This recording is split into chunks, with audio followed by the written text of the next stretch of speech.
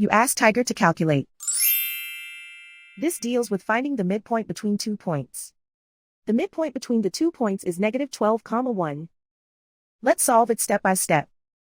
Plot the 2 points and calculate the midpoint using the formula.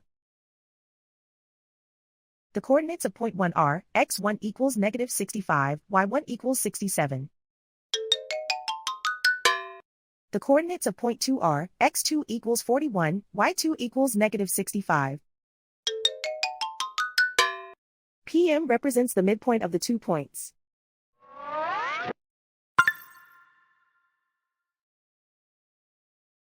Use the x values in the midpoint formula to find the midpoints x. x1 equals -65. x2 equals 41.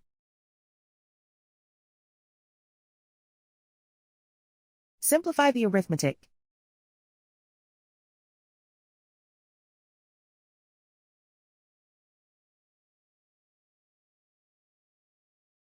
Use the y values in the midpoint formula to find the midpoints y. y1 equals 67.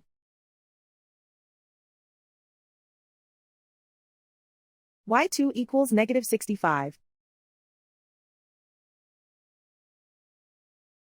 Simplify the arithmetic.